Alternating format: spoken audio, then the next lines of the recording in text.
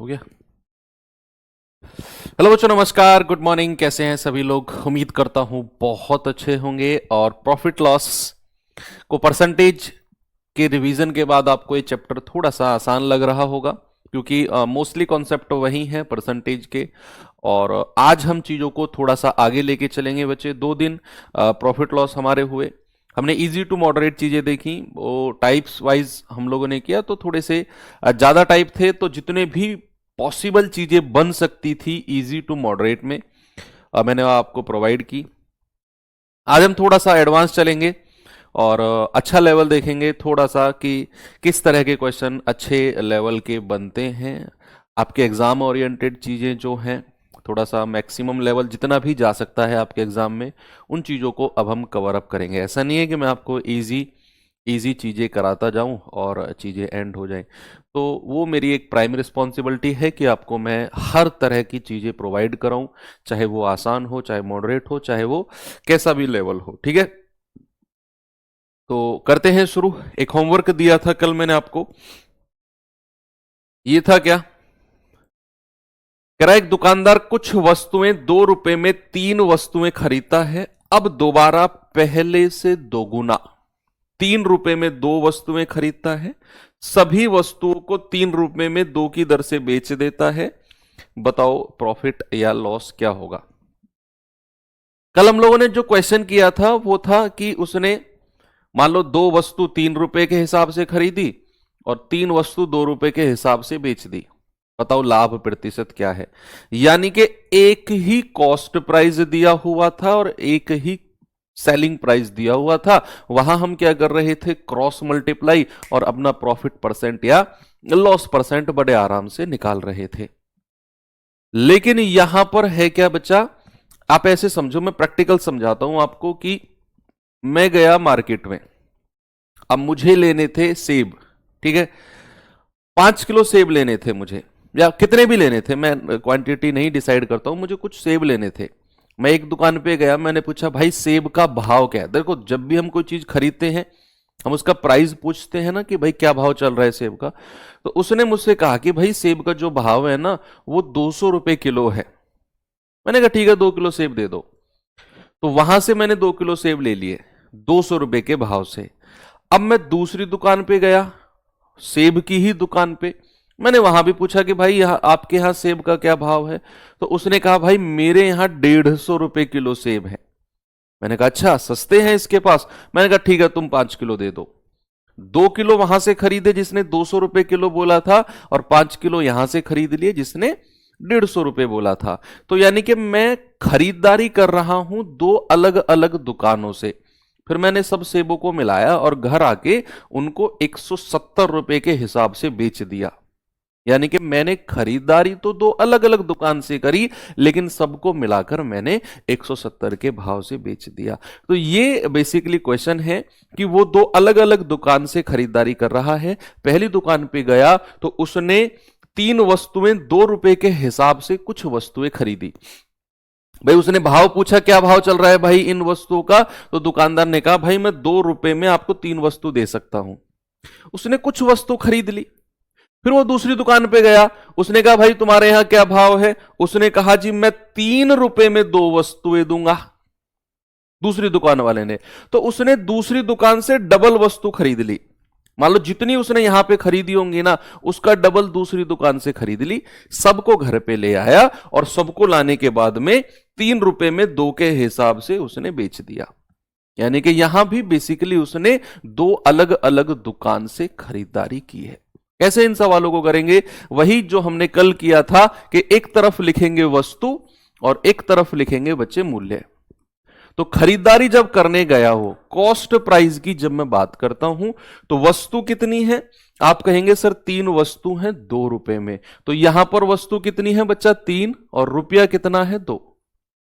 पहली दुकान से उसने इस हिसाब से खरीदा। दूसरी दुकान पे गया तो उसने कहा कि भैया दूसरी दुकान वाले ने मैं 3 रुपए में 2 वस्तु दूंगा। मैं 3 रुपए में 2 वस्तु, यानी कि दूसरी दुकान वाला पैसा लेता है 3 और वस्तु देता है 2। लेकिन उसने इन दोनों दुकानों के बीच में एक रिलेशन बना दिया इन दोनों दुकानों के बीच में क्या बना दिया, एक रिलेशन बना दिया कि भाई यहां पर जो पहले वस्तु मिली है ना, उसका डबल वस्तु, पहले से दोगुना वस्तु इस भाव से खरीद रहा है। पहले से दोगुना यानी कि जितनी वस्तु उसने यहां खरीदी होंगी उसका डबल यहां खरीद रहा है। तो हमें इन वस्तुओं को क्या करना है, सबसे पहले बराबर करो, सबसे पहले वस्तुओं की संख्या बराबर करो। तो कल ही मैंने आपको सिखाया कि इस 2 की गुणा ऊपर कर दो तो इस 3 की गुणा नीचे कर दो। क्या मैंने यही सिखाया आपको कि वस्तु की संख्या बराबर अगर करनी है तो 2 की गुणा ऊपर 3 की नीचे, तो ये 2 यहां भी हो जाएगा और ये वाला 3 यहां भी हो जाएगा। क्या आपके वस्तुओं की संख्या बराबर हो चुकी है, यस और नो? सबसे पहले आपने क्या किया, दोनों दुकानों से, अभी मैं खरीदारी की बात कर रहा हूं, मैं बेचने वाले की बात ही नहीं कर रहा हूं। अभी 2 अलग अलग दुकानों से उसने खरीदा है, दोनों दुकानों की वस्तुओं की संख्या को मैंने बराबर किया, लेकिन सवाल कहता है कि जो दूसरी वाली दुकान से उसने खरीदा है ना, वो पहले से दोगुना है। क्या है बच्चा, पहले से दोगुना। तो पहले से दोगुना के लिए दूसरे वाले को डबल कर दो, क्योंकि सबसे पहले आपने क्या किया, बराबर किया, 3 दूनी 6, 2 तिया 6। अब अगर दूसरे वाले को डबल करना है तो दूसरे वाले को 2 से गुणा कर दो, पहले वाले से डबल हो जाएगा वो, तो यहां भी 2 से गुणा करनी पड़ेगी। समझ में आई बात? मैं फिर से समझाता हूं। 2 अलग अलग दुकानों पे गया, पहली दुकान पे 3 वस्तु 2 रुपए के हिसाब से, 3 वस्तु 2 रुपए के हिसाब से। दूसरी दुकान में 2 वस्तु 3 रुपए के हिसाब से, 2 वस्तु 3 रुपए के हिसाब से। मैंने सबसे पहले कहा कि भैया दोनों वस्तुओं की संख्या बराबर करो, तो इस 2 की मल्टीप्लाई ऊपर कर दी, 3 की मल्टीप्लाई नीचे कर दी, पहले बराबर किया हमने। फिर कह रहा है कि दूसरी दुकान से उसने पहले से डबल खरीदा है, पहले से डबल। तो पहले वाले में कितना है, 3 दूनी 6, दूसरे में भी 6, तो इसको 2 से गुणा कर दो तो ये पहले का डबल हो जाएगा, ये 6 रहेगा और ये 12 हो जाएगा। तो पहले से डबल हो गया ना। तो भैया कितना हुआ, यहां पर 6 वस्तु 4 रुपए में, यहां पर 3 दूनी 6 दूनी 12 वस्तु और 3 तिया 9 दूनी 18 रुपए में। देख लो, पहले से डबल हो गया ना, यहां 6 यहां 12। अब दोनों को जोड़ दो, कितना आ गया, 12 और 6 18 वस्तु और 18 और 4 22 रुपए में। भाई 12 और 6 18 वस्तु, 18 और 4 22 रुपए में। ये तो खरीदारी की बात हुई है। बेचते टाइम उसने क्या बोला, बेचते टाइम उसने कहा कि भैया 2 वस्तु 3 रुपए के हिसाब से बेच देता है, यानी कि वस्तु है 2 बेचते समय और रुपया है 3। क्या यहां प्रॉफिट परसेंट नहीं निकाल सकते क्रॉस मल्टीप्लाई करके? अब तो वही सवाल आ गया जो कल का आसान सा सवाल था कि क्रॉस मल्टीप्लाई आपने की, मैंने कल ही आपको बताया, इसकी मल्टीप्लाई इसमें कर दो, 22 दूनी 44, और 18 की मल्टीप्लाई इसमें कर दो, 18 तिया 54, यानी कि 44 रुपए की चीज 54 में बेची है, 10 रुपए का फायदा। और अगर प्रॉफिट परसेंट में देखना है तो 10 बटे और नीचे क्रय मूल्य यानी कि 44 और मल्टीप्लाई बाई 100। 2 से जाएगा 5 बार, 2 से जाएगा 22 बार, 5 की 100 में गुणा करेंगे तो 500 बटे 22% आपका सही जवाब होगा। 22 दूनी 44, 22 दूनी 44 6, 22 दूनी 44, 16 बटे 22। आप 2 से भी काट सकते हो 8 बार, 2 से काट सकते हो 11 बार, तो 22 सही 8 बटे 11%, यानी कि ऑप्शन नंबर ए मेरा बिल्कुल सही जवाब हो जाएगा। और ये एक अच्छा क्वेश्चन है, इसका सॉल्यूशन 2 बार मैं आपको बता चुका हूं, इसके बाद भी जरूरत पड़े तो रिपीट मोड पे देख लेना बाद में। चलिए अब हम चलते हैं थोड़ा सा आगे। बच्चे थोड़ा सा रिवीजन कराता हूं आपका मैं। सबसे पहले मुझे एक बात बताओ, मैंने आपको बोला कि कोई भी वस्तु का जो कॉस्ट प्राइस क्रय मूल्य होता है वो कितना होता है। कोई भी वस्तु जब खरीदी जाती है तो मेरे भाई क्या वो 100% उसका वैल्यू होती है? जब भी किसी वस्तु को खरीदने की बात आएगी तो क्या उसका कॉस्ट प्राइस 100% होगा? आप कहेंगे बिल्कुल होगा सर। ओके, अब मैं आपको क्वेश्चन दिखाता हूं सीधा, और इस क्वेश्चन को पहले तो मैं आपको बेसिक मेथड से कराऊंगा, बिल्कुल बेसिक से, फिर मैं आपको एक अलग सा ट्रिक टाइप कुछ पढ़ाऊंगा जिसको आप एक मेथड के रूप में पढ़ोगे जब आप उस चैप्टर पे आओगे। एक चैप्टर में ही मैं आपको मिलेगा प्रोपोर्शन में, तो आपको एक प्रोपोर्शन मेथड में बताऊंगा। अभी फिलहाल के लिए उसे एक ट्रिक मान के चलना, लेकिन जब आप उस चैप्टर पे आओगे तो उसको आप एक कॉन्सेप्ट के रूप में पढ़ोगे। पहले इसे हम बेसिक से करते हैं, फिर मैं आपको उसको थोड़ा सा एक्सप्लेन करूंगा। सवाल कह रहा है एक विक्रेता 10 सेब 1 रुपए में बेचता है। ओके, इतना सस्ता, इतना सस्ता सेब कहीं मिलता है? 10 सेब 1 रुपए में बेच रहा है। और सुनो मजे की बात, ऐसा करने पर उसे 40% का लाभ भी होता है। देख रहे हो तुम कौन सी दुनिया की बात चल रही है ये, कि 10 सेब 1 रुपए में बेचा और फिर भी उसे 40% का फायदा हो गया। बताइए उसने 1 रुपए में कितने सेब खरीदे होंगे? ऐसा कहीं सुना है तुमने? 1 रुपया में 10 सेब दे कोई दुकानदार और फिर भी 40% का फायदा कमा ले, तो फिर यह बता दो कि 1 रुपए में कितने सेब उसने खरीदे होंगे। सेब बेच रहा है कि क्या बेच रहा है?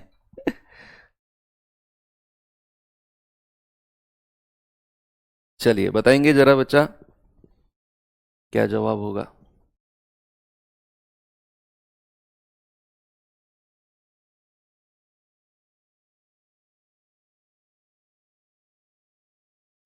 भाई बेसिक से कैसे? अच्छा मुझे एक बात बताओ, 10 सेब का विक्रय मूल्य, 10 सेब का 10 सेब का विक्रय मूल्य कितना है? 10 सेब का विक्रय मूल्य है 1 रुपया, सेलिंग प्राइस। और ऐसा 1 रुपए में बेचने पर उसे 40% का लाभ होता है। बच्चे अगर किसी वस्तु को बेचने में 40% का प्रॉफिट हुआ तो उसे बेचा कितने परसेंट में गया होगा? क्या उसे 140% में नहीं बेचा गया होगा? भाई साहब आप बताइए मुझे, ब्लू जर्सी आप जो पहने हुए हैं, नीले कलर की जर्सी, सही कह रहा हूं कि नहीं? गर्दन तो हिलाओ भाई, कि अगर मैं किसी वस्तु पर 40% का फायदा कमाता हूं तो क्या उसे 140% में नहीं बेच रहा हूं मैं? बिल्कुल बेच रहा हूं। तो क्या यहां पर मैं कह सकता हूं 140% की वैल्यू 1 रुपया है? क्योंकि 1 रुपए में ही तो बेच रहा है वो 10 सेब को और 40% का लाभ कमा रहा है। तो यहां से मुझे 100% की वैल्यू बता दो, क्योंकि मैं पता करना चाह रहा हूं कि वो 10 सेब को खरीद के कितने रुपए में लाया होगा। अगर उसने 1 रुपए में बेचा है और 40% का लाभ कमाया तो 140% की वैल्यू 1 रुपया, तो 1% की वैल्यू 1/40, 140, तो 100% की वैल्यू आप कहेंगे सर 100/140। जीरो से जीरो गया, यानी कि 10/14 रुपए में खरीद के लाया है। ये क्या है? ये कॉस्ट प्राइस है 10 सेब का, क्योंकि 100% का मतलब क्या होता है? कॉस्ट प्राइस होता है।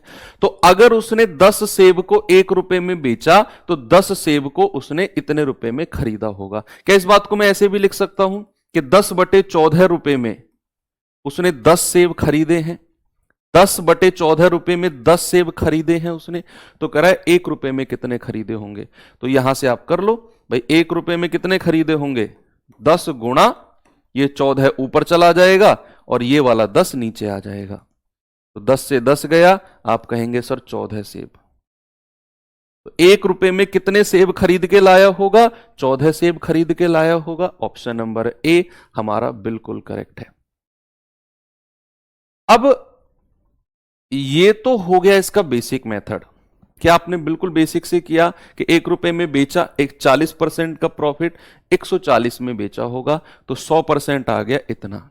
100% मतलब खरीदने वाला मूल्य, मतलब 10/14 रुपए में 10 सेब खरीदे हैं, तो 1 रुपए में उसने ये 10/14 उधर जाकर पलट जाएगा, 14/10 हो जाएगा, तो 1 रुपए में उसने 14 सेब खरीदे होंगे। लेकिन अगर मैं कहूं कि यह सब करने की जरूरत नहीं है, आप एक छोटा सा कॉन्सेप्ट सीखो और मेरे भाई आप एक ही लाइन में इस तरह के क्वेश्चंस को कर रहे होंगे। आप भरोसा करो ये सवाल बनता है एग्जाम में, एसएससी जीडी में स्पेशली बनता है ये सवाल। तो कॉन्सेप्ट क्या है बच्चा? कॉन्सेप्ट है एक प्रोपोर्शन मेथड। प्रोपोर्शन मेथड, हालांकि ये आप रेशियो एंड प्रोपोर्शन में पढ़ेंगे बहुत डिटेल में, क्वेश्चंस इसके ऊपर बहुत सारे करेंगे, लेकिन अभी आप एक ट्रिक के रूप में आप इसे याद करो। प्रोपोर्शन मेथड क्या कहता है कि मान लो दो संख्याओं का अनुपात या रेशियो मैं ले लेता हूं ए बी। दो संख्याओं का रेशियो मैंने क्या ले लिया, ए बी। ये चार बिंदु होती हैं समानुपात का साइन, प्रोपोर्शन का साइन, इसको कहते हैं समानुपात का साइन, चार बिंदु एक साथ। और फिर दूसरा रेशियो ले लो सी और डी। तो अगर ए बी मैंने एक रेशियो लिया, सी डी मैंने दूसरा रेशियो लिया, बीच में चार बिंदु लगा दिया, तो ये होता है कि ये दोनों के दोनों अनुपात क्या है, बराबर है। उतना डिटेल में आपने नहीं जाना है, फिलहाल आप एक ट्रिक के रूप में मैंने कहा ना, याद रखेंगे इसे। तो भैया पहले और लास्ट की मल्टीप्लाई जो होती है वो दूसरे और तीसरे के बराबर होती है। क्यों? इसको आप ऐसे डिटेल में पढ़ लो कि ए बटा बी आप इसे लिख सकते हो, समानुपात के साइन का मतलब बराबर होता है, और इसको सी बटा डी क्रॉस मल्टीप्लाई करोगे तो आप कहोगे सर ए डी बराबर बी सी, यानी कि ए की डी में गुणा करो, बी की सी में गुणा करो, बराबर मिलेगा। तो यहां से आप डायरेक्ट याद रखो कि पहले की लास्ट में गुणा करने पर बराबर दूसरे की तीसरे में गुणा करने पर। ठीक है भैया, कोई समस्या किसी को नहीं है? इतना ही आपने ध्यान रखना है इसमें, केवल इतना ही कि आपने पहले दो संख्याओं का रेशियो लेना है समानुपात, फिर दो संख्याओं का रेशियो, पहले और लास्ट की मल्टीप्लाई बराबर दूसरे की और तीसरे की मल्टीप्लाई। अब मैं चलता हूं आगे थोड़ा सा क्वेश्चन की तरफ। इसी क्वेश्चन को मैं आपको फिर से समझाता हूं। चलिए, मैं ये सब रफ कर रहा हूं आपको, और प्रोपोर्शन मेथड से हम इसे करने की कोशिश करेंगे। आप भरोसा करो, आपको बहुत अच्छा लगने वाला है ये सवाल। वैसे ध्यान क्या रखना है, ऊपर रखना है मूल्य, प्राइस, और नीचे रखना है आर्टिकल यानी कि वस्तु। इस तरह के क्वेश्चन में एक ही बात याद रखनी है कि ऊपर रखना है मूल्य और नीचे रखनी है वस्तु। पेन को साइड में रख के सामने देखो भाई साहब, पेन हरदम हाथ में रहना जरूरी नहीं होता है। ये व्हाइट तो नहीं पहना होगा किसी ने भी, ब्लैक जर्सी। ओके, तो ऊपर रखना है मूल्य, नीचे रखना है वस्तु। अब सवाल को फिर से पढ़ो। सवाल कहता है एक विक्रेता 10 सेब 1 रुपए में बेचता है। तो आपने जब इतनी सी लाइन पढ़ी तो 10 सेब 1 रुपए में, इसमें मूल्य क्या है? इसमें मूल्य क्या है? इसमें मूल्य है 1 रुपया। बच्चे कल की वर्कशीट नहीं डली थी, आज डल जाएगी। दरअसल जो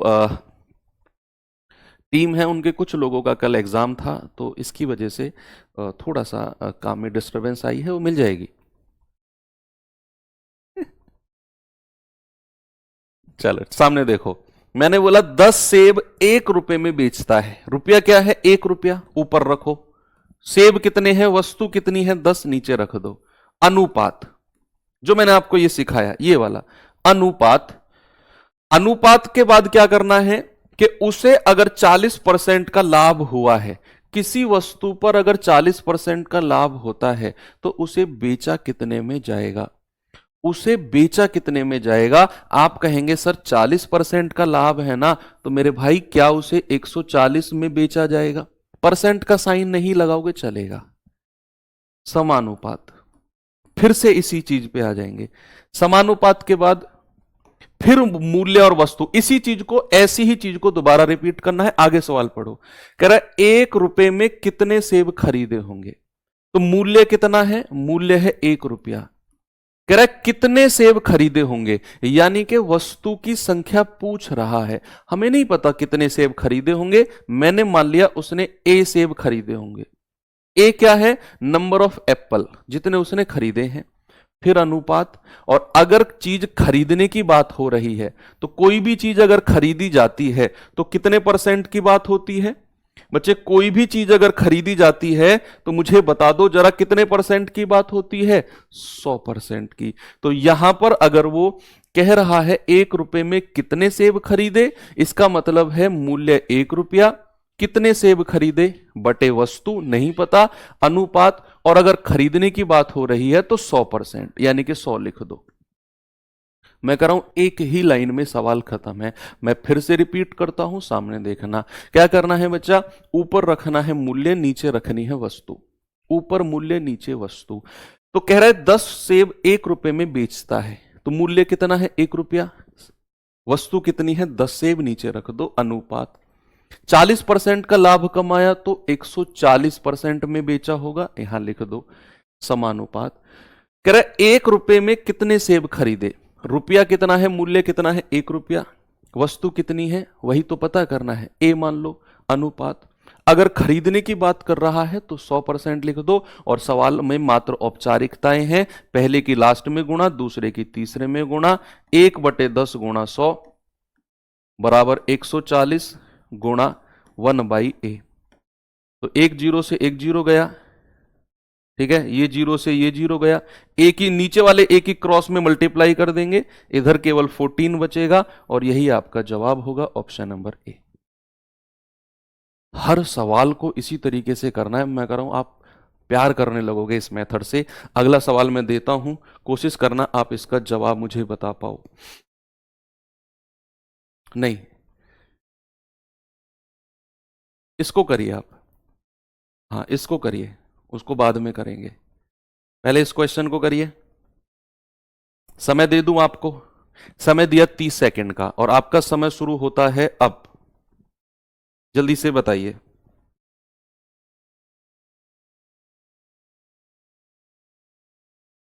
क्या जवाब होगा बच्चे आपका?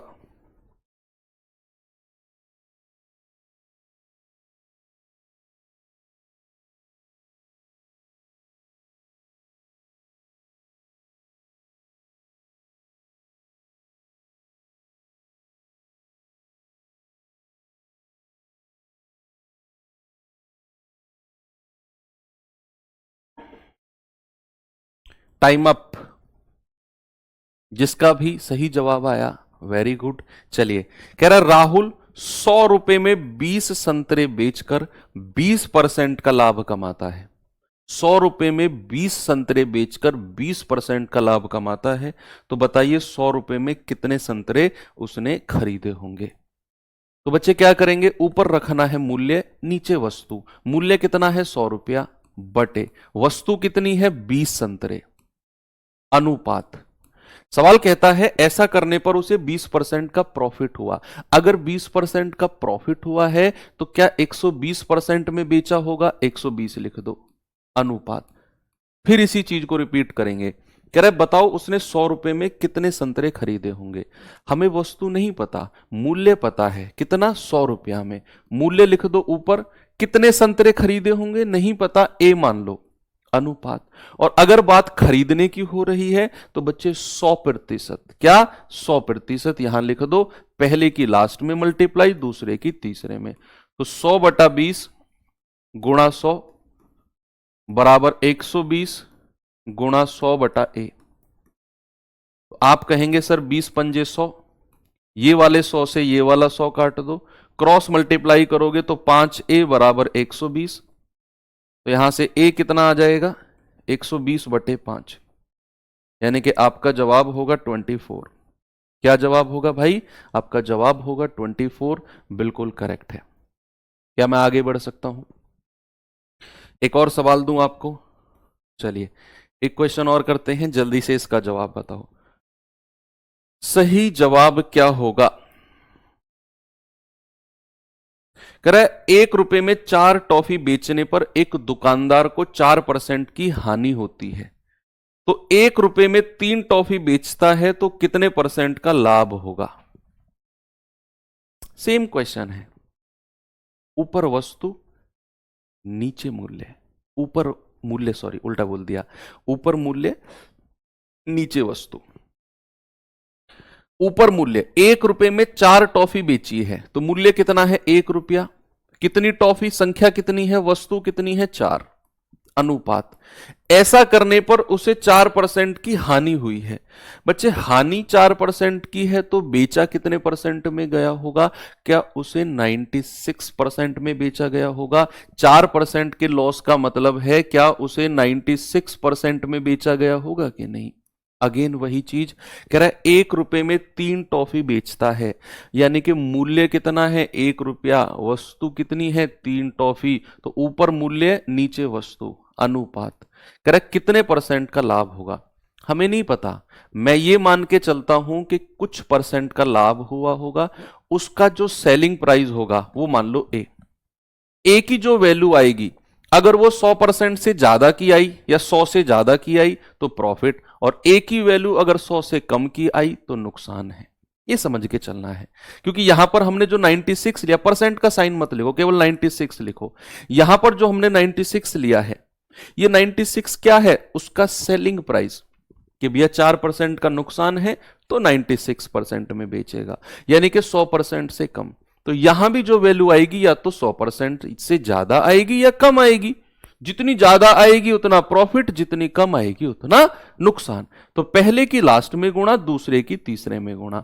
तो 1/4 मल्टीप्लाई बाई ए बराबर 96 मल्टीप्लाई बाई 1/3। तो 3 से जाएगा 32 बार, 4 की गुणा उधर ले जाओ तो ए बराबर कितना आ गया, 4 दूनी 8, 4 तिया 12। ए बराबर आ गया 128। अब जो ये 128 आया है बच्चे, ये 100% से ज्यादा है ना भाई, 100 से ज्यादा है ना ये वैल्यू, तो इसका मतलब है 100 से अगर ज्यादा है तो प्रॉफिट हुआ होगा। कितना ज्यादा है 100 से, सर 28 ज्यादा है, मतलब 28% का प्रॉफिट है। ऑप्शन नंबर ए, 28% का प्रॉफिट।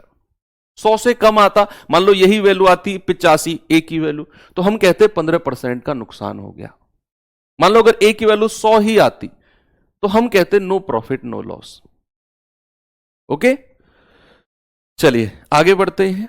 इस सवाल पे आइए, जल्दी से मुझे जवाब बताइए क्या होगा, फिर मैं टाइप चेंज करता हूं और बेस्ट बढ़िया टाइप पे चलता हूं फिर मैं।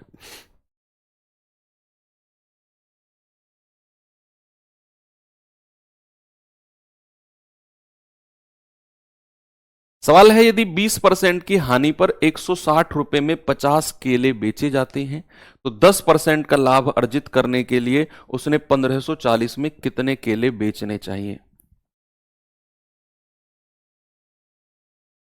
जल्दी से बोलिए, ऊपर मूल्य नीचे वस्तु, करें 20% की हानि पर 160 रुपए में 50 केले, ऊपर मूल्य नीचे वस्तु। मूल्य कितना है 160, वस्तु कितनी है मेरे भाई 50, और ऐसा करने पर उसे 20% का नुकसान हो गया।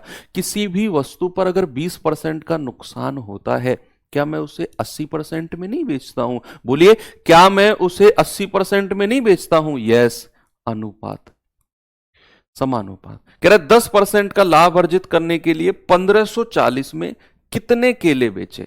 मूल्य दे दिया 1540, कितने केले, यानी कि वस्तु आपसे पूछ ली, तो मूल्य कितना है 1540 और वस्तु कितनी है नहीं पता, ए मान लो, अनुपात, और उसे 10% का लाभ कमाना है तो भाई 110% में बेचेगा। 10% का लाभ कमाना है तो 110% में बेचेगा। पहले की चौथे में मल्टीप्लाई, दूसरे की तीसरे में, तो आप कहोगे 160 बटे 50 गुणा 110 बराबर 80 गुणा 1540 बटे ए। तो 0 से 0 गया, 5 से जाएगा 32 बार, ठीक है। इधर उधर और काटा पीटी करो भाई, ये 11 से कटेगा, 11 कम 11, 11 चौक 44, ठीक है। 16 दूनी 32, 16 पंजे 80। अब क्रॉस मल्टीप्लाई कर लो, ए की इसमें करेंगे तो 2a और 5 की इसमें करेंगे 14 पंजे 70 यानी कि 700। तो ए बराबर कितना आ गया, ए बराबर आ गया 700 बटे 2 यानी कि 350।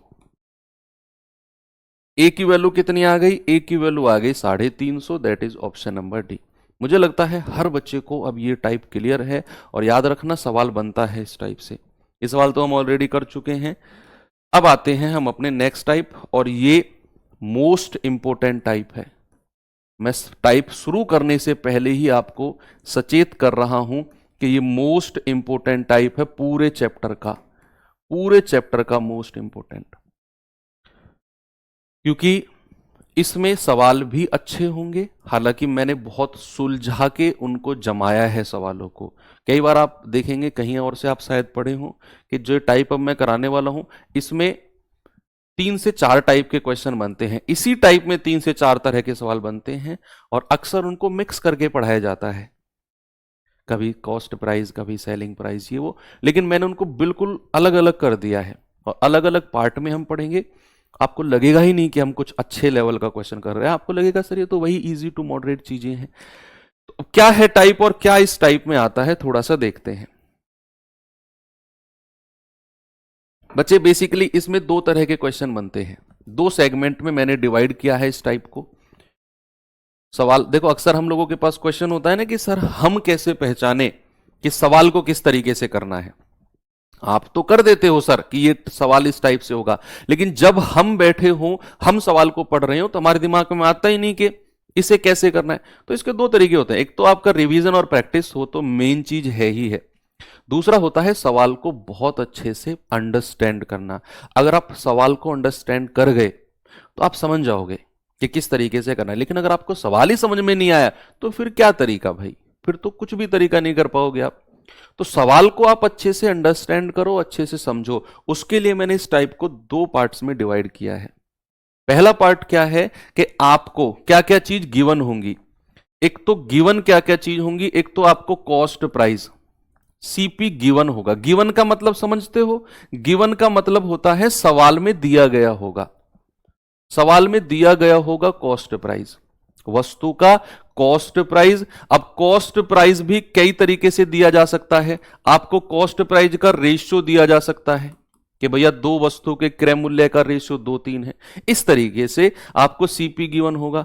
या फिर ओरिजिनल मूल्य दिया होगा, मूल्य दिया होगा, आपसे कहेगा कि भैया दो वस्तु हैं, पहले को 1000 रुपए में खरीदा गया, दूसरे को 1500 में खरीदा गया, इस तरीके से मूल्य दिया गया होगा। या फिर तीसरे तरीके से मूल्य गिवन होगा कुल मूल्य। कुल मूल्य का मतलब है कि आपसे कहेगा कि दो वस्तु हैं, दोनों को मिलाकर 3000 में खरीदा गया। यानी कि सबसे पहले मैंने आपसे क्या बोला कि भैया आपको सीपी गिवन होगा। सीपी गिवन का मतलब है कि क्रय मूल्य दिया गया होगा। अब वो क्रय मूल्य भी तीन तरीके से दे सकता है, या तो आपको उनका रेशियो दे देगा, या फिर अलग अलग मूल्य दे देगा कि अलग अलग इतने इतने में खरीदा गया, या फिर टोटल दे देगा कि टोटल इतने में खरीदा गया, लेकिन ये गिवन जरूर होगा। दूसरा, आपको सेलिंग प्राइस का, पूरे सवाल में सेलिंग प्राइस का कोई जिक्र नहीं होगा। ये मैं जो पॉइंट्स लिखवा रहा हूं ना, ये अगर 1 बाय 1 अपने रिवीजन में लेके आओगे ना, आप समझ जाओगे कि सवाल में क्या क्या कंडीशन बनेंगी। सेलिंग प्राइस का कोई जिक्र नहीं, सेलिंग प्राइस का कोई जिक्र नहीं होगा। पूरे सवाल में सेलिंग प्राइस आपको नहीं देगा, सेलिंग प्राइस का कोई जिक्र नहीं होगा, बस केवल कॉस्ट प्राइस। तीसरा, आपको प्रॉफिट परसेंट या लॉस परसेंट, कुछ भी, ये सब चीज गिवन होंगी कि पहले वस्तु को 10% लाभ पर बेचा, दूसरे वस्तु को 5% की हानि पर बेचा, इस तरह के आपको मैंने, आपने जिन बच्चों ने रामबाण सीरीज यूट्यूब से किया ना, नहीं किया तो सर्च करना रामबाण सीरीज, 14 क्लास कराई है। पीछे जो जीडी का पेपर हुआ था उसके लिए 14 के 14 मोस्ट इंपोर्टेंट टाइप्स हैं, वो चैप्टर्स हैं जिनकी मैंने 14 क्लासेस कराई हैं। उन 14 क्लास में एक ये टाइप को मैंने अलग से 1-1.5 घंटे में बताया है, बहुत सारे सवाल प्रैक्टिस कराए हैं, ठीक है। तो सेलिंग प्राइस का कोई जिक्र नहीं होगा, प्रॉफिट और लॉस परसेंट आपको गिवन होंगे। तो ऐसे टाइप के क्वेश्चन को हम जाएंगे बच्चा एलिगेशन मेथड से। किससे जाएंगे? एलिगेशन मेथड से। अब क्या एलिगेशन मेथड होता है, थोड़ा सा सवाल के माध्यम से ही मैं आपको समझाऊंगा, हालांकि मैं परसेंटेज में भी आपको बता चुका हूं। ओके, तो इस तरह की चीजों को हम किससे जाएंगे? एलिगेशन मेथड से। दूसरा, मैंने इसको डिवाइड किया है। देखो, ये ऐसा होता नहीं है, बुक्स में आपको नहीं मिलेगा ये चार्ट।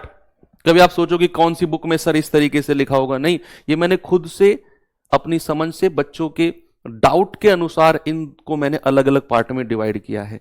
तो ये वाला पार्ट हो गया। दूसरे तरह का क्वेश्चन बनता है जहां पर आपको सेलिंग प्राइस या तो बराबर होगा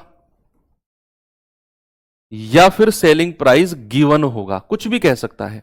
सेलिंग प्राइस या तो बराबर होगा या फिर गिवन होगा। बराबर भी हो सकता है, नहीं भी हो सकता है, लेकिन सेलिंग प्राइस के बारे में जिक्र होगा, सेलिंग प्राइस के बारे में जिक्र होगा। उसे हम एलिगेशन मेथड से नहीं करेंगे, उसे मैं बताऊंगा उस टाइम पे किस मेथड से करना है। लेकिन जिस भी क्वेश्चन में आपको सेलिंग प्राइस का जिक्र मिल गया जिस भी क्वेश्चन में आपको सेलिंग प्राइस का जिक्र मिल गया, सवाल को पढ़ते ही समझ जाना यहां एलिगेशन मेथड यूज नहीं होगा। कहां पे होगा? जहां पर कॉस्ट प्राइस गिवन हो, सेलिंग प्राइस का कोई जिक्र नहीं, ये कंडीशन बहुत इंपॉर्टेंट है, प्रॉफिट और लॉस परसेंट गिवन होगा, एलिगेशन मेथड यूज करेंगे। क्या है एलिगेशन मेथड, जरा देखेंगे थोड़ा सा सवाल के माध्यम से। सबसे पहले आपको सवाल को पढ़ के मुझे यह बताना है कि क्या हम यहां एलिगेशन मेथड यूज कर सकते हैं या नहीं भी कर सकते हैं, थोड़ा सा इसके बारे में बताना है। देखिए एक बार क्वेश्चन, सवाल है मीना दो पंखों में से प्रत्येक को 1200 रुपए में खरीदती है। प्रत्येक को 1200 में खरीदती है, मतलब पहले वाला भी 1200 में खरीदा और दूसरे वाला भी 1200 में खरीदा। कह रहा है एक पंखे को 5% की हानि पर, दूसरे पंखे को 10% के लाभ पर बेच देती है। कुल मिलाकर उसे लाभ या हानि प्रतिशत बताओ कितना हुआ है। क्या यहां पर कोई सेलिंग प्राइस का जिक्र हुआ? नहीं कि भैया सेलिंग प्राइस बराबर है दोनों का, या फिर दोनों का सेलिंग प्राइस गिवन है, कोई जिक्र नहीं है। तो यहां पर हम एलिगेशन मेथड यूज कर सकते हैं। सेलिंग प्राइस का कोई जिक्र, आप ये इससे कंफ्यूज मत होना कि सर उसने तो 5% हानि, दूसरे को 10% हानि पर बेच दिया, ये सेलिंग प्राइस नहीं है। ये तो 5% और 10% प्रॉफिट परसेंट के जिक्र के लिए उसने लिखा है।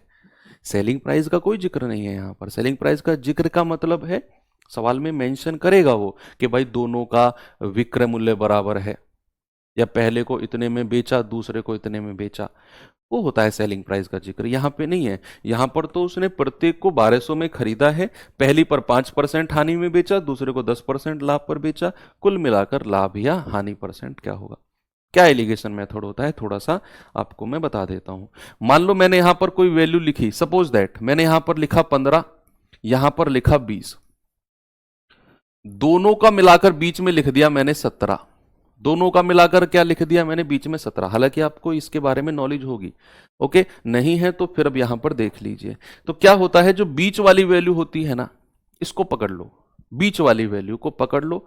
बीच वाली वैल्यू से एक छोटी होनी चाहिए और एक बड़ी होनी चाहिए। बड़े में से छोटा घटाना है, जैसे 20 में से 17 घटा लो, यहां लिख दो 20 माइनस 17। बड़े में से छोटा 17 में से 15 घटा दो, यहां लिख दो कितना आ गया 2 और कितना आ गया 3। कितना रेशियो आ गया 3:2 का।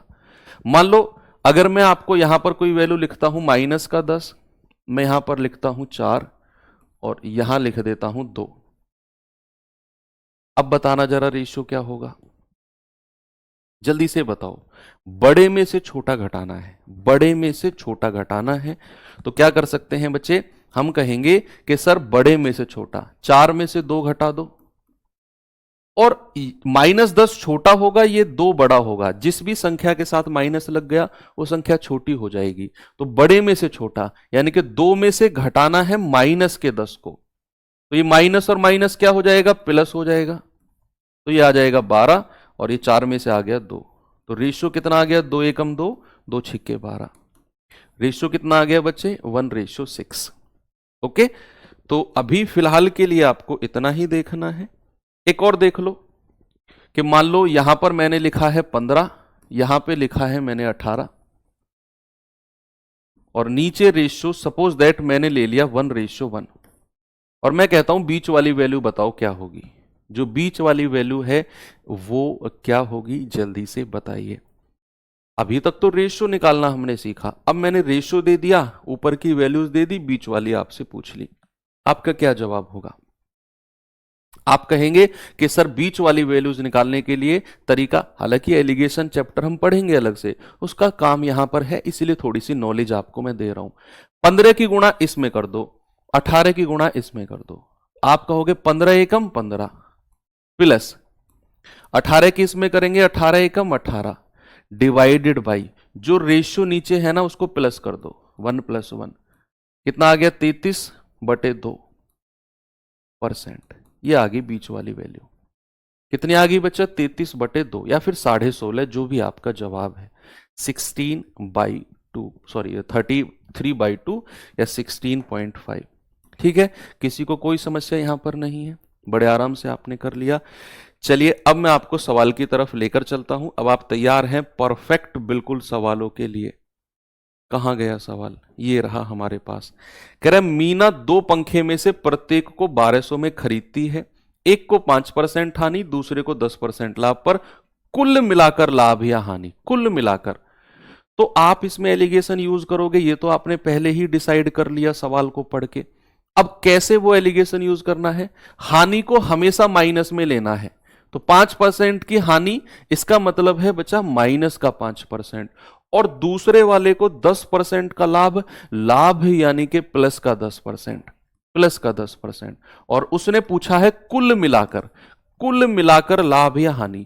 तो हमेशा जो कुल मिलाकर लाभ या हानि होता है वो बीच वाली वैल्यू होती है। और नीचे का रेशियो हमेशा क्रय मूल्य का लेना है, कॉस्ट प्राइस का। तो कह रहा है प्रत्येक को 1200 में खरीदा है, तो पहले वाले का क्रय मूल्य 1200, दूसरे वाले का क्रय मूल्य 1200। अगर मैं इनका अनुपात लूंगा तो 1200 से 1200 कट जाएगा, 1-1 आ जाएगा। नीचे हमेशा रेशियो कॉस्ट प्राइस क्रय मूल्य का आएगा। इसीलिए मैंने जब बोला था कि अगर क्रय मूल्य गिवन है तभी हम एलिगेशन यूज करेंगे। यही रीजन था कि जब भी आप एलिगेशन मेथड प्रॉफिट या लॉस पर लगाते हो तो नीचे रेशियो क्रय मूल्य कॉस्ट प्राइस का आता है। तो अगर किसी क्वेश्चन में सेलिंग प्राइस दिया हुआ है वहां एलिगेशन नहीं लगेगा, क्योंकि नीचे रेशियो कॉस्ट प्राइस का होगा। अब जल्दी से मुझे बीच वाली वैल्यू बता दो भाई। इसकी मल्टीप्लाई इसमें करो माइनस का 5, इसकी इसमें करो प्लस का 10, और डिवाइडेड बाई 1 और 1 2। तो 10 में से 5 गया, प्लस का 5 आएगा, और बटा 2, आपका जवाब आ गया 2.5। और अगर ये 2.5 प्लस का है, देखो 10 में से 5 गया, प्लस का 5 आएगा, डिवाइड बाई 2 यानी कि प्लस का 2.5। और अगर ये प्लस की वैल्यू आई है मतलब हम कहेंगे प्रॉफिट। लॉस नहीं होगा। लॉस कब होता? जब ये वैल्यू माइनस की होती। जब ये वैल्यू माइनस की होती तब हम लॉस बोलते। अभी हम कहेंगे कि सर प्रॉफिट होगा 2.5% का। आगे बढ़े। Very good. चलिए अब मैं आपको देता हूं सवाल नंबर 2।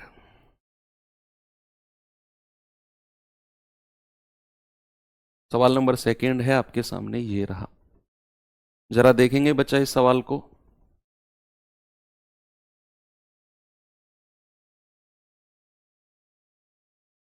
सवाल है मोना ने, सबसे पहले ये डिसाइड करना है कि क्या एलिगेशन लगेगा कि नहीं। हर सवाल में आप डिसाइड करो, क्योंकि जैसे आप डिसाइड करोगे आपको सवाल पढ़ना और सवाल समझना आ जाएगा। रटोगे तो नहीं आएगा। कह रहा मोना ने आभूषणों से 2 सेट प्रत्येक 4000 के खरीदे। प्रत्येक 4000 के खरीदे, पहला सेट भी 4000, दूसरा सेट भी 4000। कह रहा है उसने आभूषणों के इन सेटों में से एक को 8% लाभ पर, दूसरे को 6% की हानि पर बेचा। पूरे लेन देन में होने वाला कुल लाभ या हानि बताओ। और इस क्वेश्चन में रुपए में बात करी है। कोई बात नहीं, पिछले क्वेश्चन में आपने टोटल परसेंट में निकाला था ना, आप परसेंट में निकालो और बैठ जाओ। रुपए में कैसे निकलेगा मैं बताऊंगा आपको। भाई आप समझ गए एलिगेशन लगेगा, क्योंकि यहां पर सेलिंग प्राइस का कोई जिक्र नहीं है, जस्ट कॉस्ट प्राइस का जिक्र है। तो बड़े आराम से आप यहां पर लगा सकते हो। तो पहले वाले को उसने 8% लाभ, तो प्लस का 8%, दूसरे वाले को 6% की हानि, तो माइनस का 6%। और बीच में ओवरऑल पूरे सौदे में जो प्रॉफिट या लॉस हुआ वो बीच में लिखा जाता है। और नीचे रेशियो कॉस्ट प्राइस यानी कि क्रय मूल्य का आएगा। तो कह रहा है प्रत्येक को 4000 में खरीदा, पहले वाला भी 4000 में, दूसरे वाला भी 4000 में। तो अगर मैं अनुपात लूंगा तो रेशियो कितना आएगा बच्चा? 1-1 का। ये वाली वैल्यू निकालने के लिए 8 एकम 8 प्लस का, 6 एकम 6 माइनस का, और डिवाइड बाई 1 + 1 दैट इज 2। आप कहेंगे 8 में से 6 गया, 2/2 दैट इज 1%। यानी कि बच्चे ओवरऑल उसे 1% का प्रॉफिट है या लॉस? प्रॉफिट या लॉस? प्रॉफिट। क्यों? क्योंकि यहां से ओवरऑल वैल्यू प्लस में आई है, तो ओवरऑल उसे प्रॉफिट होगा। तो लॉस वाले ऑप्शन तो दोनों हटा ही दो। लॉस तो उसे किसी भी कीमत पर होगा ही नहीं, प्रॉफिट होगा। और कितना होगा? 1%। और यहां पर हम ओवरऑल की बात कर रहे हैं। ओवरऑल का मतलब है 2 सेट उसने खरीदे, एक सेट कितने का? 4000 का। तो दोनों सेट का क्रय मूल्य कितना हो जाएगा? आप कहेंगे सर एक सेट अगर 4,000 का है, 2 सेट उसने खरीदे हैं, तो टोटल उसका क्रय मूल्य कितना हो गया? 8,000। भाई 2 सेट खरीदे हैं, प्रत्येक को 4,000 में, तो दोनों सेट को मिलाकर उसने 8,000 में खरीदा होगा। 4,000 प्लस 4,000, तो ओवरऑल उसे 8,000 पर 1% का प्रॉफिट हुआ है ओवरऑल। तो आप क्या करो, 8,000 का 1% निकाल दो। 8,000 का क्या करो मेरे भाई? 1% निकाल दो। आप कहोगे सर 80 रुपए का प्रॉफिट है ओवरऑल।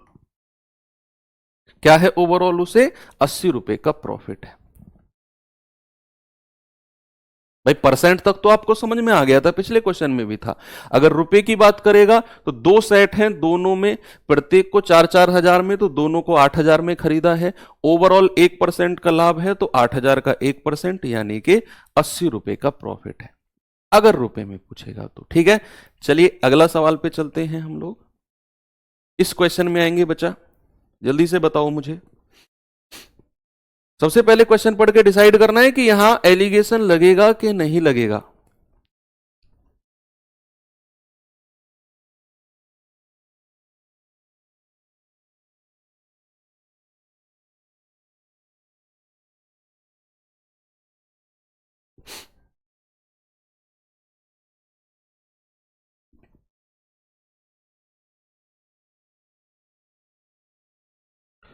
कह रहे राम 3500 में 2 घड़ी खरीदता है।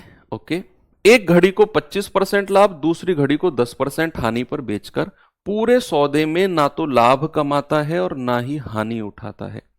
यानी कि ओवरऑल उसे ना तो प्रॉफिट होता है और ना ही लॉस होता है। सवाल कहता है बताइए प्रत्येक घड़ी का कॉस्ट प्राइस। बच्चे यहां 3500 में उसने अलग अलग घड़ी नहीं खरीदी, 3500 में टोटल घड़ी खरीदी है।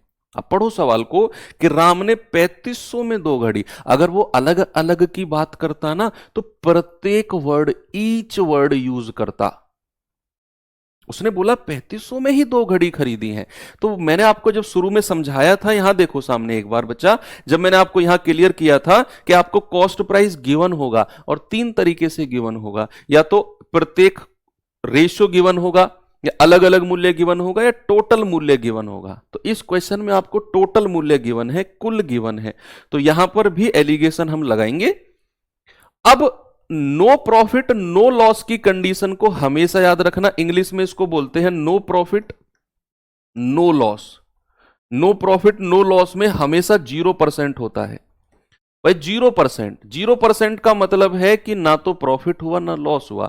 0 से कम जाओगे माइनस में जाना पड़ेगा, मतलब लॉस। 0 से ऊपर जाओगे प्लस में जाना पड़ेगा, मतलब प्रॉफिट। और अगर आप 0 पे बैठ गए, 0 पे बैठ गए मतलब यार नो प्रॉफिट नो लॉस। तो किसी भी क्वेश्चन में अगर ऐसा लिखा आ जाए कि ना तो लाभ हुआ है और ना हानि, समझ जाना 0% लेना है। ठीक है, तो एलिगेशन लगेगा, ये तो आपको समझ में आ गया, क्योंकि सेलिंग प्राइस का कोई जिक्र नहीं है। एक घड़ी को 25% लाभ यहां लिख दो, दूसरी घड़ी को 10% हानि, माइनस का 10 लिख दो।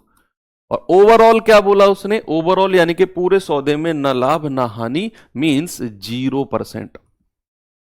अब रेशियो बना लो, नीचे रेशियो क्रय मूल्य कॉस्ट प्राइस का बनेगा।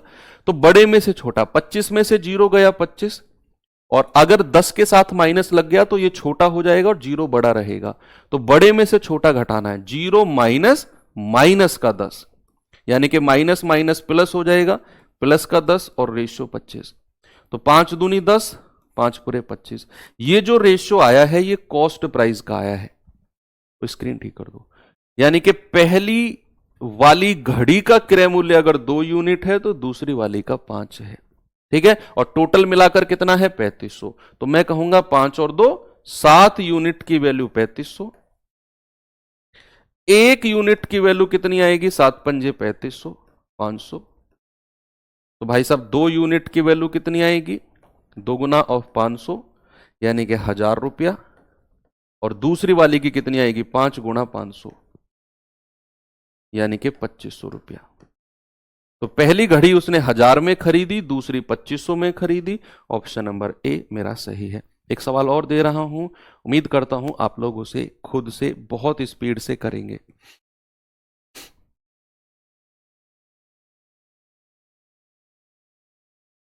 जल्दी से बताइए जवाब।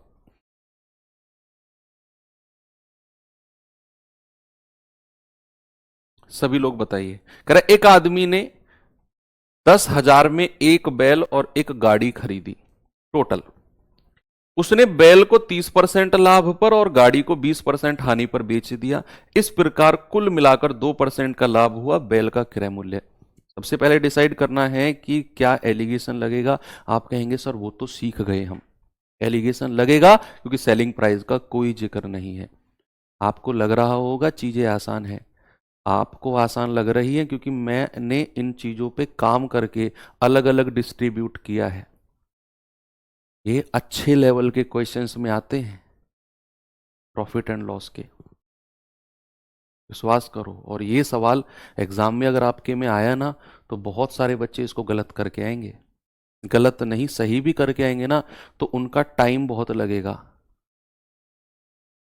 लेकिन आपके दिमाग में तो क्लियर है, सवाल पढ़ा, डिसाइड किया, एलिगेशन लगेगा, यस लगेगा, तुरंत लगाओ, 30 सेकंड में सवाल को करके आगे बढ़ो। ओके, तो यहां पर एलिगेशन लगेगा क्योंकि सेलिंग प्राइस का कोई जिक्र नहीं है और उसने 10,000 में दोनों को खरीदा है, बैल और गाड़ी दोनों को टोटल 10,000 में। अब कह रहा है बैल को उसने 30% लाभ पर बेच दिया और गाड़ी को उसने 20% की हानि, हानि यानी कि माइनस का, और ओवरऑल उसे क्या हुआ, पूरे सौदे में 2% का लाभ हुआ है। तो 2% का लाभ यानी कि बीच में लिख दो, नीचे रेशियो बना दो जल्दी से सीपी का। मुझे क्या होगा जल्दी से बताएंगे, कैसे करेंगे। आप कहेंगे सर बड़े में से छोटा, 30 में से 2 घटा दो, और यहां बड़े में से छोटा 2 में से घटाना है माइनस का 20। तो आप कहेंगे 20 और 2 22, माइनस माइनस प्लस हो जाएगा ना, 30 में से 2 गया 28, तो यह जाएगा 2 से 11 बार, 2 से जाएगा 14 टाइम्स। अब ये रेशियो जो आया है ये कॉस्ट प्राइस का आया है, इसका कॉस्ट प्राइस का, और कॉस्ट प्राइस दोनों का टोटल 10,000 है। तो 14 और 11 25 यूनिट की वैल्यू कितनी है बच्चा, 10,000। एक यूनिट की वैल्यू आएगी 25 चौको 100 और 2 जीरो लास्ट में रह गई, एक यूनिट 400, तो 11 यूनिट कितनी आएगी, 11 गुणा 400 यानी कि 4400, और 14 यूनिट की वैल्यू आएगी 14 गुणा 400 यानी कि 5600। क्या पूछा उसने, उसने कहा बैल का क्रय मूल्य। पहला वाला बैल ही है ना जिसको 30% लाभ पर बेचा है, और दूसरे वाला गाड़ी है। तो बैल का क्रय मूल्य क्या होगा, इधर वाला, गाड़ी का क्रय मूल्य क्या होगा, इधर वाला। तो बैल को उसने 4400 रुपए में खरीदा था। ऑप्शन नंबर ए बिल्कुल सही है। आगे है ना सभी का। एक सवाल और देता हूं, उसे बताओ, फिर मैं वो सवाल भी कराऊंगा जिसमें सेलिंग प्राइस गिवन होता है, ठीक है।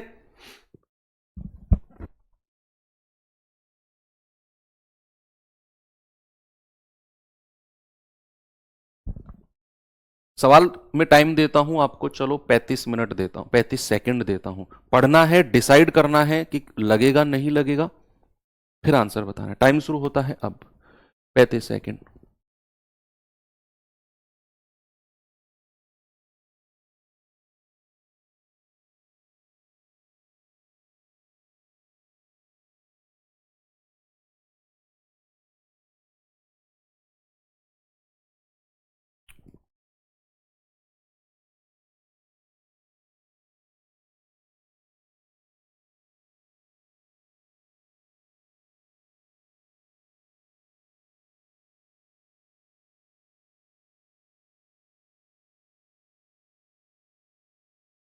Time up. 1624, सबसे पहले वाले बच्चे का जवाब आया 1624। चलिए देखते हैं। टाइम अप, मेरे टाइम अप कहने तक अगर आपने सवाल किया, बहुत अच्छे, नहीं किया तो अपने आप को अभी और तैयार करने की जरूरत है, हो जाएगा, कोई टेंशन नहीं है। कह रहा एक विक्रेता ने 2 वस्तुएं 3654 में खरीदी टोटल। कह रहा यदि एक वस्तु को 20% लाभ पर बेचता है, दूसरे को 25% हानि पर बेचता है, पूरे सौदे में ना तो लाभ होता है ना हानि, सस्ती वाले का क्रय मूल्य। कहीं भी सेलिंग प्राइस का जिक्र नहीं है, कॉस्ट प्राइस क्रय मूल्य गिवन है, एलिगेशन यूज करेंगे। कैसे करेंगे देखना भाई, पहली वाली को 20% लाभ यहां लिख दो, दूसरे वाले को 25% की हानि, हानि मतलब माइनस का, और कह रहा है पूरे सौदे में ना प्रॉफिट ना लॉस यानी कि 0%, और नीचे रेशियो जो आएगा वो किसका आएगा, कॉस्ट प्राइस। बड़े में से छोटा, 20 में से 0 गया 20, 0 में से 25 को घटाना है, 0 माइनस माइनस का 25, तो माइनस माइनस प्लस हो जाएगा और ये 20 रहेगा।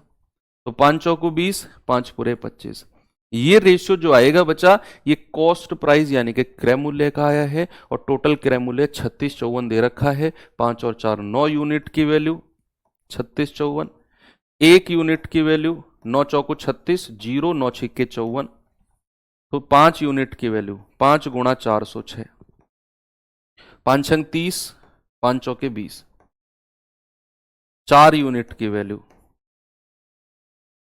4 छिंग 24, 4 चौक 16, 1624। क्या पूछा उसने? उसने पूछा है सस्ती वाली का कॉस्ट प्राइस। तो 2030 और 1624, सस्ती कौन सी है? 1624, यानी कि आपका जवाब है ऑप्शन नंबर सी। अब हम थोड़ा सा चलते हैं उन सवालों की तरफ जहां पर आपको चीजों को थोड़ा सा देखना है, डिसाइड करना है कि क्या एलिगेशन लगेगा कि नहीं लगेगा।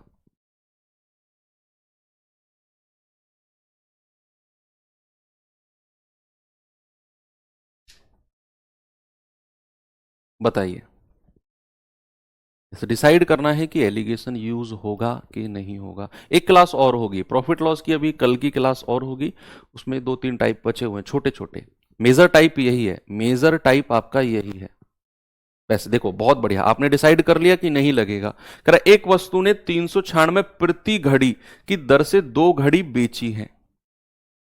पहली घड़ी 10% लाभ होता है, दूसरी घड़ी पर 10% की हानि होती है। पूरे लेन देन में उसका लाभ या हानि प्रतिशत क्या होगा? अब जैसे आपने डिसाइड किया कि सर ये तो सेलिंग प्राइस दिया हुआ है, विक्रय मूल्य दिया हुआ है, कॉस्ट प्राइस है ही नहीं, और जैसे ही सेलिंग प्राइस सवाल में आ गया, यहां भूलकर भी एलिगेशन मेथड यूज नहीं करना है, सवाल गलत हो जाएगा। क्योंकि जब हम एलिगेशन मेथड यूज करते हैं, नीचे कॉस्ट प्राइस का रेशियो होता है। अब पहली सवाल में बोल दिया कि 396 प्रति घड़ी के हिसाब से 2 घड़ी बेची। अब 396 प्रति घड़ी का मतलब क्या हुआ कि 2 घड़ी बेची हैं, पहली वाली भी 396 में, दूसरे वाली भी 396 में, दोनों को 396 396 अलग अलग बेचा है। दोनों का सेलिंग प्राइस बराबर हुआ कि नहीं? लिखने की जरूरत नहीं, ऐसे गर्दन हिला लिया करो, मुझे दिख जाते हो तुम सारे के सारे। नया नहीं है कोई सा भी, मुझे पता है, कोई टेंशन नहीं है। सर्दियों में चलता है 2-4 दिन, है ना।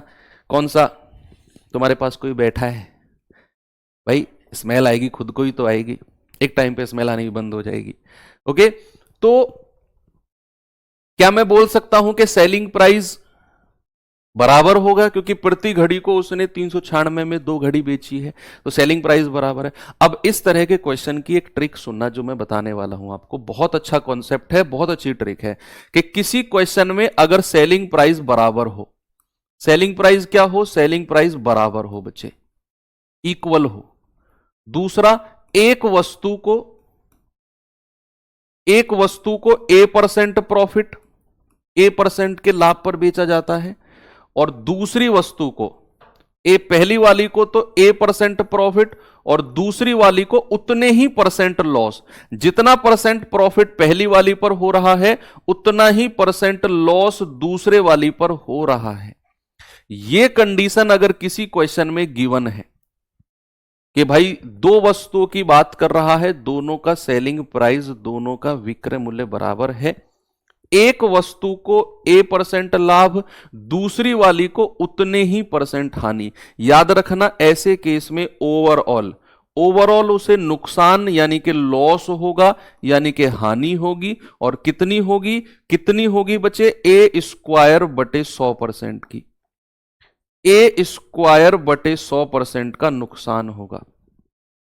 बस कंडीशन ये गिवन होनी चाहिए, ये कंडीशन हमारी गिवन होनी चाहिए कि भाई साहब सेलिंग प्राइस बराबर होना चाहिए। आप कहेंगे सर अगर बराबर नहीं हुआ, तो सवाल हैं जिनमें सेलिंग प्राइस बराबर नहीं है, वो सवाल भी हैं।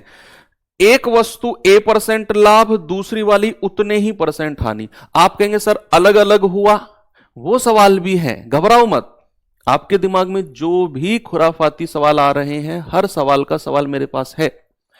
बस ये कंडीशन है कि सेलिंग प्राइस बराबर, पहली वाली को A% लाभ, दूसरे वाले को A% हानि, ओवरऑल हानि होगी आपकी A² बटे 100% की। ए स्क्वायर बटे 100% की ओवरऑल। अब क्या इस क्वेश्चन में सेम कंडीशन गिवन है कि 396 प्रति घड़ी की दर से 2 घड़ी बेची, यानी कि पहली वाली को भी 396 में बेचा, दूसरे वाले को भी, क्या सेलिंग प्राइस बराबर हो गया? पहली कंडीशन हमारी फॉलो हो गई, पहली कंडीशन फॉलो हो गई, सेलिंग प्राइस बराबर है। कह रहे पहली वाली को 10% लाभ, एक वस्तु पर जितना लाभ है, दूसरी वाली पर उतना ही परसेंट हानि। जितना पहली वाली पर प्रॉफिट है उतना ही दूसरे वाले पर नुकसान हो गया। तो हमारी तीनों कंडीशन फॉलो हो गई। हम कहेंगे ओवरऑल क्या होगा? हमेशा और हमेशा नुकसान होगा। प्रॉफिट वाले दोनों ऑप्शन हटा दो, ये भी हटा दो, 3 ऑप्शन हट गए, चौथा अपने आप सही हो जाएगा। मत करो सॉल्व, 3 ऑप्शन हट गए, चौथा अपने आप सही हो जाएगा, लेकिन फिर भी हम इसे सॉल्व करेंगे। अगर कहेगा ए स्क्वायर बटे 100, भाई ए की वैल्यू 10 हो जाएगी, दोनों जगह बराबर है, तो आपका जवाब आएगा 10 का स्क्वायर बटे 100, यानी कि 100 बटे 100। और आप कहोगे सर 1%, 1% का लॉस होगा। कितना होगा बच्चा? 1% का लॉस होगा। अब इस क्वेश्चन को आपको थोड़ा सा और आगे बढ़ा के भी पूछ सकता है, थोड़ा सा आगे बढ़ा के भी इस सवाल को बच्चे पूछ सकता है। मैं बताता हूं किस तरीके से। यहां तो उसने परसेंट में बोल दिया, अब वो कहेगा रुपए में कितने का नुकसान हुआ, रुपए में कितने का नुकसान हुआ। ये तो ठीक है, ये तो आपको समझ में आ गया। अगर इसी क्वेश्चन में कहेगा बताओ रुपए में कितने का नुकसान हुआ, प्रतिशत में नहीं, रुपए में ज्ञात करो, तो आपका जवाब क्या होगा? तो आपका जवाब क्या होगा? बच्चे मुझे एक बात बताओ, अगर उसने एक घड़ी को 396 में बेचा, तो अगर मैं टोटल सेलिंग प्राइस या कुल विक्रय मूल्य आपसे पूछूं, तो आप कहोगे एक घड़ी को 396 में बेचा है, दोनों घड़ी को कितने में बेचा है? 2 छिक्के 12, 2 नाम 18 और 1 19, 2 तिया 6 और 1 7, 792 में बेचा है दोनों घड़ी को, टोटल मिलाकर 792 में बेचा है। और दूसरा टोटल उसको लॉस कितना हुआ है? 1% का। बच्चे अगर 1% का किसी वस्तु पर नुकसान होता है तो उसे बेचा कितने परसेंट में जाता है? अगर 1% का नुकसान हुआ, कुछ बच्चे 792 का 1% निकाल रहे हैं, कूट दूंगा पकड़ के। लॉस या प्रॉफिट कॉस्ट प्राइस पर निकलता है, 792 का 1% कैसे निकाल सकते हो आप? ये तो विक्रय मूल्य है, क्रय मूल्य का निकलता है ये परसेंट जो भी होता है, ठीक है। तो अगर किसी वस्तु पर 1% का नुकसान है तो उसे 99% में बेचा गया है। कितने में बेचा गया? 99। तो ये जो 792 दिया हुआ है ना, ये 99% की वैल्यू है। आपको यहां से 1% की वैल्यू निकालनी है, 792 बटे 99। तो 11 नाम 99, 11 सत्ते 77, 11 दूनी 22, 9 अट्ठे 72। तो 1% की वैल्यू आ गई 8 रुपए, और हमें वही चाहिए था भाई। नुकसान 1% का ही हुआ है ना, और 1% की वैल्यू ही चाहिए थी 8 रुपए। उसे जो नुकसान हुआ है ओवरऑल वो 8 रुपए का हुआ है। कॉस्ट प्राइस निकालने की जरूरत नहीं है, नुकसान पूछा मैंने कि बताओ लाभ या हानि रुपए में, तो मैंने कहा ओवरऑल 1%, यहां तक सभी लोग आ गए। मैंने कहा अगर किसी वस्तु पर 1% का नुकसान है तो उसे 99% में बेचा गया ओवरऑल। और ओवरऑल विक्रय मूल्य कितना हो गया? एक घड़ी 396, दोनों घड़ी 792। तो 99% की वैल्यू 792, 1% की वैल्यू 8 रुपए, और वही 1% की वैल्यू हमें चाहिए थी रुपए में, तो 8 रुपए हमारा हो जाएगा। ठीक है, चलिए क्लास को यहीं पर एंड करते हैं। एक क्वेश्चन मैं आपको होमवर्क दे के जाता हूं, उसकी शुरुआत हम यहीं से करेंगे। इसमें ये दिमाग मत लगाना क्योंकि यहां परसेंटेज अलग अलग है। यहां पर क्या है बच्चा? यहां पर परसेंटेज अलग अलग है, तो ये मैं डाल देता हूं आपका HW। कल की शुरुआत हम यहीं से करेंगे बच्चे, और कल इस प्रॉफिट लॉस चैप्टर को हम खत्म कर देंगे। कहीं भी आपको किसी भी क्वेश्चन में गड़बड़ मतलब समझ में कम आया हो, गड़बड़ तो नहीं है आज की क्लास में, तो उसे दोबारा देखना, क्योंकि आज की क्लास शुरू करने से पहले ही मैंने बोला मोस्ट इंपॉर्टेंट टाइप है, मोस्ट इंपॉर्टेंट है, तो थोड़ा सा हो सकता है कि आपको परेशान करेगा। नहीं करेगा तो बहुत अच्छी बात है। कल हम यहां से आगे बढ़ेंगे, प्रॉफिट लॉस को खत्म करेंगे। परसों डिस्काउंट, और उससे अगले दिन डिस्काउंट प्लस डिसऑनेस्ट शॉपकीपर, यानी कि परसों से अगले दिन हमारा प्रॉफिट लॉस डिस्काउंट एक बड़ा चैप्टर एंड हो जाएगा। तसल्ली वाली सांस हम लोग लेंगे, बहुत बड़ा टॉपिक 2 खत्म करेंगे। ठीक है, तो thank you, have a nice day, जय हिंद।